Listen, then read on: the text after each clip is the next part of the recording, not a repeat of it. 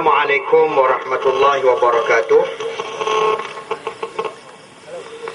Bismillahirrahmanirrahim. Alhamdulillahillazi arsala rasulahu bil huda wa dinil haqq liyuzhirahu 'ala ad-din kullih wa kafa billahi shahida. Ashhadu an la ilaha illallah wahdahu la syarikalah wa ashhadu anna Muhammadan abduhu wa rasuluh. Allahumma salli wa sallim wa barik ala Muhammadin wa ala alihi wa sahbihi wa man tabi'ahu bi ihsanin ila yaumiddin. Saudara pengurusi majlis yang dimuliakan Al-Fadil Ustaz Ramli, yang berhormat Ustaz Ramli yang di-Pertua PAS kawasan Bagan Serai, Adun Gunung Semanggul, yang dikasihi Al-Fadil Ustaz Zawawi, Ketua Dewan Pemuda PAS Negeri Perak, yang memanaskan pentas sebentar tadi Pak Din, dan seterusnya tuan-tuan pimpinan-pimpinan PAS, pimpinan-pimpinan Parti Keadilan Rakyat, DAP dan rakan-rakan daripada Pakatan Rakyat. Pertamanya marilah sama-sama kita lafazkan rasa syukur kehadrat Allah Subhanahu Wa Taala kerana kita dapat bersama pada malam ini, dan ini adalah kali pertama saya sampai ke negeri Perak. Baik, ketika saya sampai tadi, di antara yang disebut kepada saya, dia kata, Ustaz kena sebut Lahad Datu yang pertama sekali ni. Maka malam ini saya nak bentangkan kepada tuan-tuan apa sebenarnya yang berlaku di Lahad Datu. Baik, tuan-tuan sekalian, satu perkara yang berlaku sebelum tragedi Lahad Datu ialah kerajaan di atas desakan rakyat negeri Sabah, sehingga rakyat negeri Sabah beri amaran, kalau tak dengar suara hati kami, kami akan tukar. Maka kehendak rakyat Sabah apa dia? Mereka nak supaya kerajaan tubuhkan satu Suruhanjaya Diraja untuk siasat pemberian IC.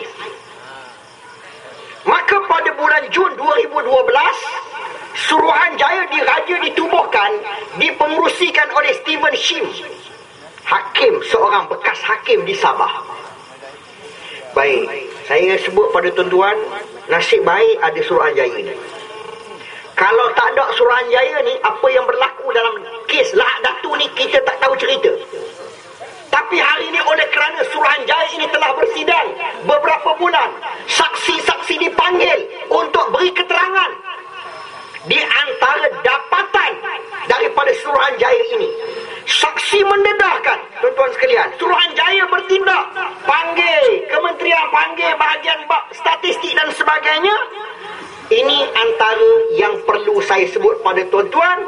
Suruhanjaya Diraja mendapati bahawa rakyat Sabah tahun 2010 berjumlah 3 juta orang, yang sebelum daripada ini jumlah yang paling ramai rakyat Sabah ialah Kadazan Dusun 17%. Nombor 2 Bajau 14%.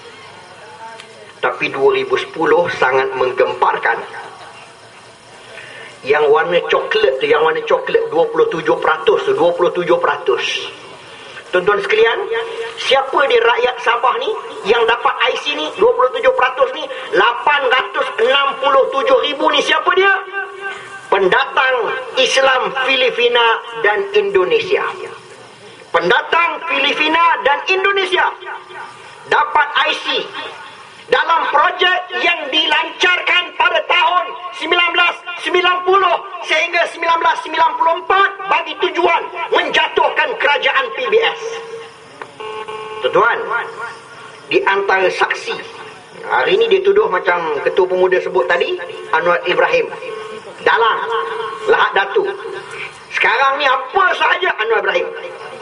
Tuan-tuan, Lahad Datu Anwar Ibrahim masa kes pemberian IC terdedah 2-3 bulan yang lalu. Siapa dia yang bertanggungjawab? Anwar Ibrahim. Tuan-tuan tahu tak, kita ni dulu Melaka pernah diterserang oleh Portugis 1511. Alfonso bersama dengan pasukan dia masuk ke Melaka dan berjaya menawan Melaka. Tuan-tuan tahu tak siapa yang jemput Alfonso? Anwar Ibrahim. Semua Anwar Ibrahim sekarang ni bunyi ging ni ganggu aku ceramah ni. Anwar Ibrahim punya hal ni. Semua kerja hari ni Anwar Ibrahim. Tapi Suruhanjaya di Sabah mendapati bahawa ini di antara yang berlaku, dan hari ini Suruhanjaya di Raja itu dihentikan kerana Lahad Datu. Saya sebut pada tuan-tuan, Suruhanjaya itu dah sampai peringkat akhir, dapatan dia dah sampai peringkat akhir, dan di antara dapatan dia, Suruhanjaya ini dia boleh minta SPR batalkan daftar pemilih yang ada nama orang Filipina dan sebagainya, sebab Suruhanjaya di Raja dua saja yang boleh buat arahan kepada SPR. Yang pertama Suruhanjaya di Raja, yang kedua mahkamah.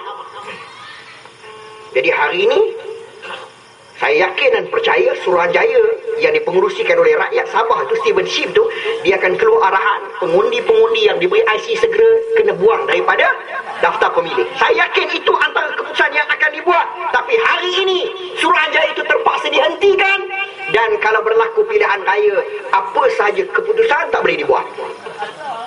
Tuan-tuan, baik, saya tunjuk pada tuan-tuan. Peringkat awal, ini Syamuddin Hussein dia kata apa? Peringkat awal, masa Kepung. Masa peristiwa Kepung tu, pengganas ni, penceroboh ni datang bawa senjata api. Bawa mortar, senjata berat mortar tu. Bukan bung mortar. Yang tu ahli Parlimen Kinabatangan. Dia bawa mortar.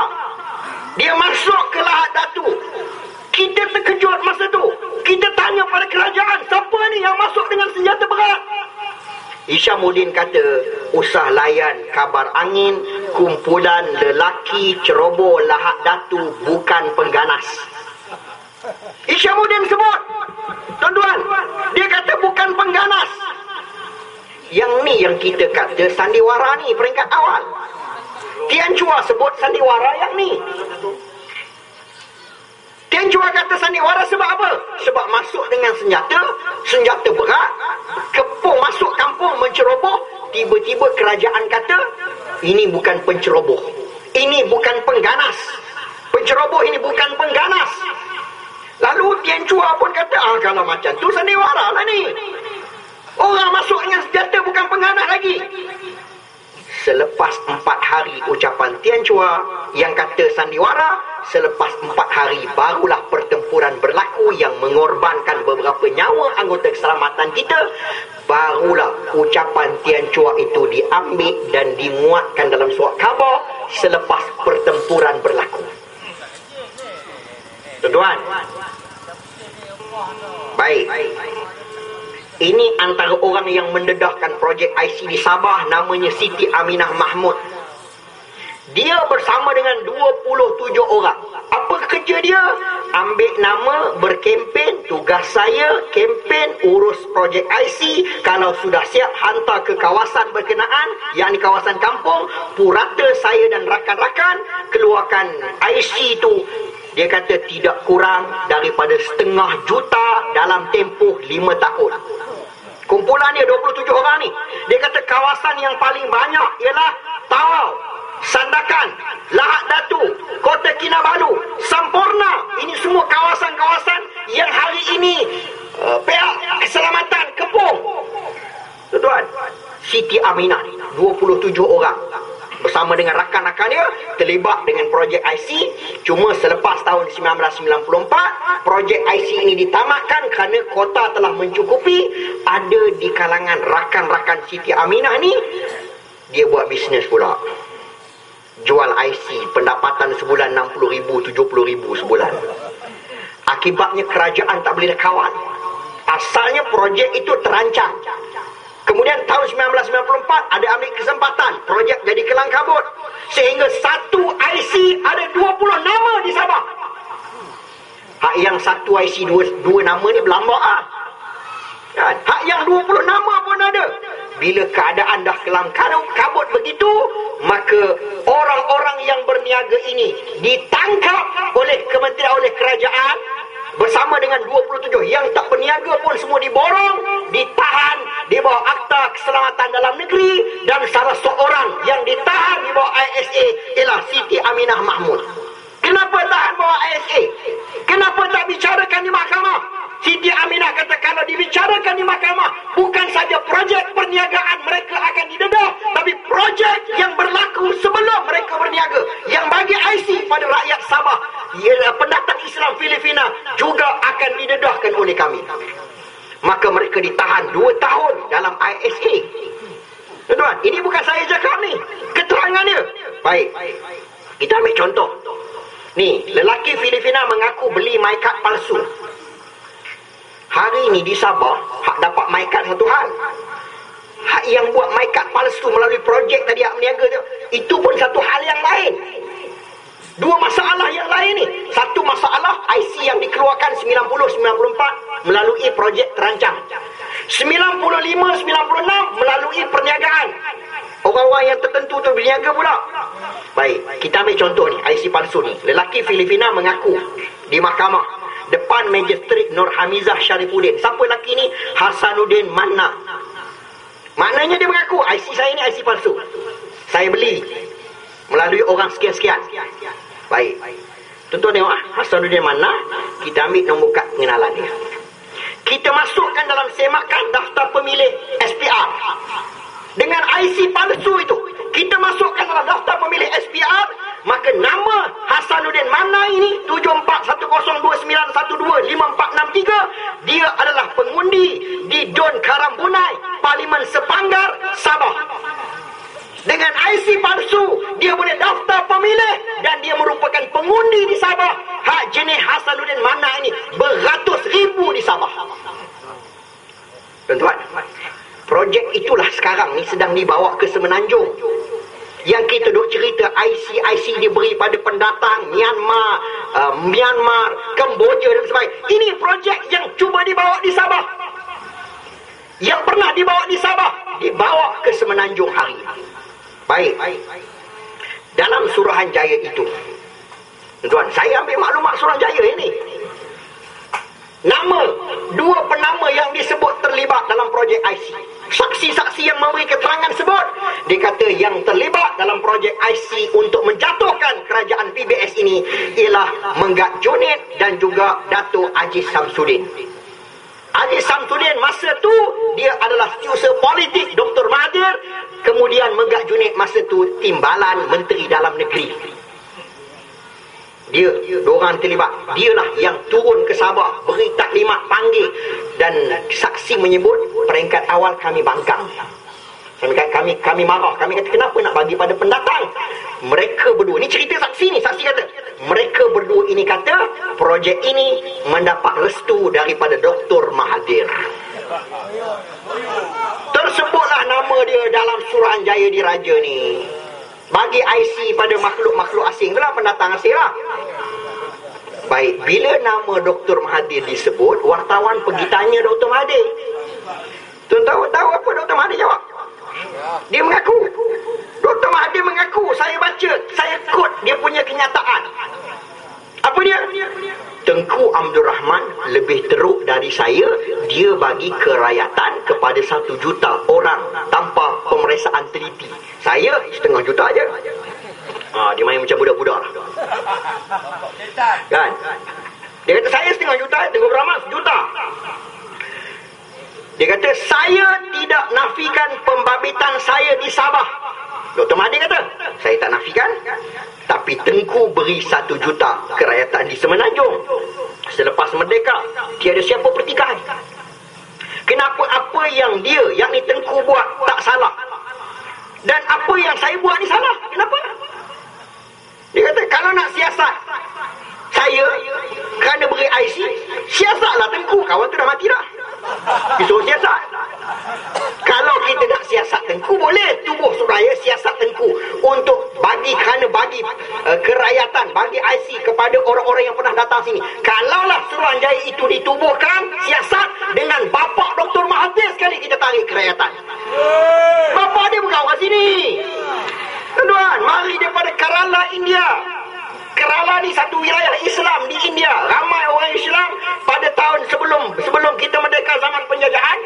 di Kerala itu ramai belayar mari di sini. Tuan-tuan, duduk di sini. Dan kita tak pertikal soal kerakyatan yang telah diberi kepada mereka, kawan-kawan kita, bangsa Cina, bangsa India. Kita tak pertikal. Mereka adalah rakyat kita hari ini. Yang kita pertikal, kenapa IC sekarang ini diberi kepada pendatang Myanmar, Kemboja dan sebagainya. Tuan-tuan, sebagaimana yang telah dibuat di Sabah, IC diberi kepada pendatang Filipina. Baik. Tuan-tuan nampak muka tu? Yang tengah berbaju kot hitam, nama dia Jamalul Kiram. Dia ni mendakwa dia adalah Sultan Sulu. Sebelah dia, hak perempuan tu, hak gambar sebelah tu, dia tabik lah penuh tu anak dia, Puteri Jekyll Kiram. Dan hujung yang saya bulatkan itu adik kepada Jamalul Kiram, namanya Ismail Kiram. Ismail Kiram ni sering kali jadi jurucakap bagi Kesultanan Sulu. Dia bercakap daripada Manila buat sidang akbar. Ketika proses kita sedang berunding dan juga pertempuran berlaku, banyak sidang media dibuat oleh Ismail Kiram. Ini contoh antara sidang media yang dibuat daripada Manila, memberi amaran pada kerajaan Malaysia akan buat serangan gerila dan sebagainya. Orang yang beri ancaman ini namanya Ismail Kiram. Dia adik kepada Jamalul Kiram. Baik, saya nak suruh tuan-tuan tengok muka dia. Kan? Ni dia, Ismail Kiram. Kan? Tengok betul muka dia. Dan tuan-tuan tengok dengan siapa dia duduk. Ismail Kiram tu dengan siapa? Dengan Datuk Haji Samsudin, orang yang dinamakan dalam Suruhanjaya sebagai orang yang terlibat dengan projek IC di Sabah. Tuan-tuan. Tuan-tuan. Dia bersama dengan Haji Samsudin. Baik. Yang ni bersama dengan Datuk Najib. Ismail Kiram ni bersama dengan Datuk Najib. Yang ni gambar dia bersama dengan Pak Lah. Baru kita tahu rupanya sepanjang Perhimpunan Agung UMNO, keluarga Kesultanan Sulu ni dipanggil, dijemput sebagai tetamu kehormat setiap tahun. Orang Bagan Serai ni pun tak dapat tempat sebagai tetamu kehormat.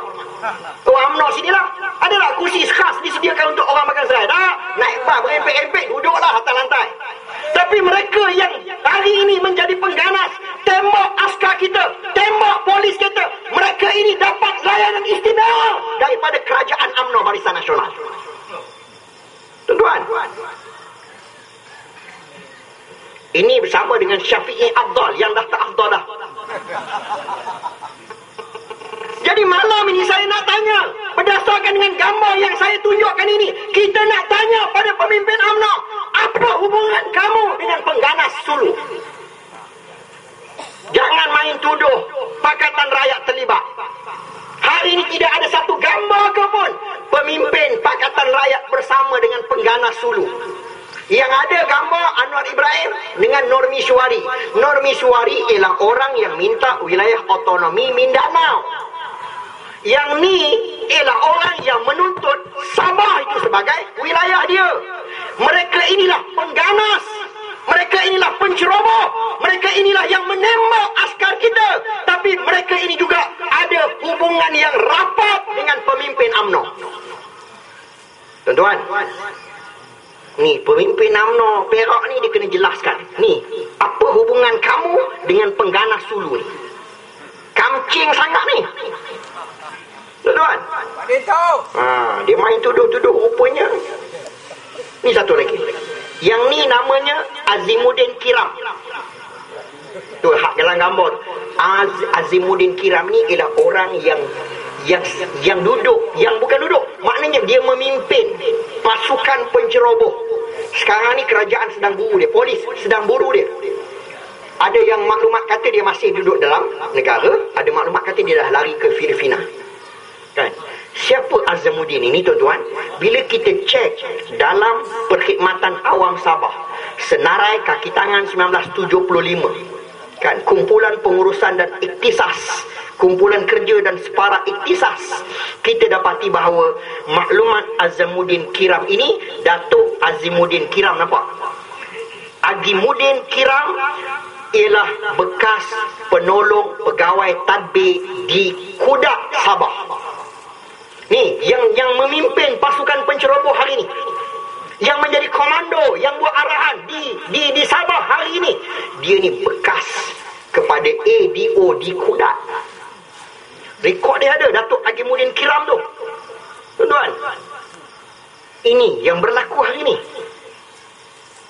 Keluarga Kiram yang buat huru-hara ni, KIRAM, Kiram. Kita dah ada BRIM, Bantuan Rakyat Sabtu Malaysia, BRIM. Tuan-tuan dapat tak? Dapat, ambil. Biasalah orang nak mati ni dia bagi harta pusaka. Ambil lah. Betul tak? Baik. Yang kedua, Prima, Perumahan Rakyat Sabtu Malaysia. Kita ada Terima, Teksi Rakyat Sabtu Malaysia. Dan kita juga ada Kiram, Kad Pengenalan Rakyat Asing Malaysia. RAM tu Rakyat Asing Malaysia. Tuan-tuan, UMNO dia bagi belaka. BRIM pun dia bagi, Kiram pun dia bagi. Tuan-tuan, ini yang perlu tuan-tuan ingat. Baik. Yang atas tu ialah pengganas sulu yang ditahan. 2 orang. Mereka tidak digari. Yang bawah itu ialah bersih 3. Yang berbaju merah itu kaki dia patah. Datuk Longkang, kaki dia patah. Digari, gari tak dibuka walaupun kaki patah dan disahkan patah. Yang hujung sana tu tuan-tuan, ni tengah semayang dalam keadaan tangan bergari. Tak buka pun gari. Ni pengganas sulu mari. Tuan-tuan kena tahan. Apa? Gari pun tak? Tak gari pun. Antara yang ditahan, kan? Yang didakwa, dalam surat khabar didakwa dia ni pembekal senjata kepada pengganas sulu. Nama dia ialah Ahmad Malandi, ataupun lebih dikenali sebagai Mat Bom. Tuan-tuan tahu siapa dia? Ketua UMNO Cawangan Sungai Nyamuk Sabah. Tuan-tuan, sebab itulah kita PAS, kita minta sidang parlimen tergempar. Kita minta sebab banyak persoalan yang hari ini kita nakkan penjelasan. Dia tak berani buat sidang parlimen ni sebab dia tak boleh jawab. Tuan-tuan, hari ini tuan-tuan, dia cuba untuk alih supaya tuan-tuan tak bincang soal IC di Sabah tahun 90-94. Hari ini rakyat tak bincang soal pemberian IC sewenang-wenangnya. Rakyat bincang Tian Chua kata Lahad Datu sandiwara. Itu yang rakyat bincang. Hari ini surat khabar pun duk ulas saban hari tentang sandiwara. Supaya apa? Supaya rakyat jangan tanya kes IC tahun 90 hingga 94. Saya nak sebut pada tuan-tuan, poin utama dalam Lahad Datu ini, tuan-tuan bercakaplah di mana-mana. Yang tuan-tuan tak boleh lupa ialah ini adalah angkara projek IC di Sabah. Sebab itulah Ustaz Fadil Nur, Allah yarham Ustaz Fadil Nur, dalam satu ceramah dia berdoa, ya Allah ya Tuhanku, Engkau panjangkan umur Dr. Mahathir supaya dia boleh melihat kerosakan yang dibuat. Hari ini Dr. Mahathir masih hidup dan Dr. Mahathir boleh tengok kerosakan yang dibuat hari ini. Sehingga IC, orang yang diberi IC itu, orang itulah yang hari ini mengangkat senjata minta Sabah ini keluar duduk di bawah Kesultanan Sulu. Tuan-tuan, orang Sulu ni ada 2 kelompok. Satu memang rakyat asal di Sabah. Memang dia sejak merdeka dia dah ada di Sabah. Satu kelompok lagi hak Filipina yang diberi IC tahun 90-94.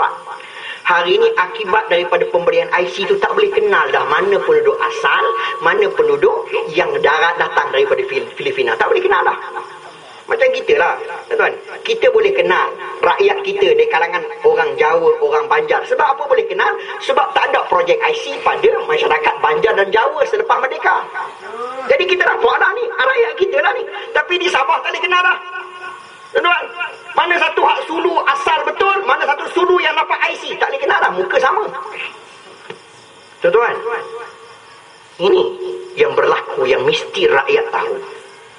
Saya nak sebut pada tuan-tuan sekalian, inilah pengkhianatan UMNO Barisan Nasional. Tuan-tuan sebagai rakyat tidak boleh memaafkan sebuah kerajaan yang hari ini telah menghancurkan negara kita dengan pemberian IC ini.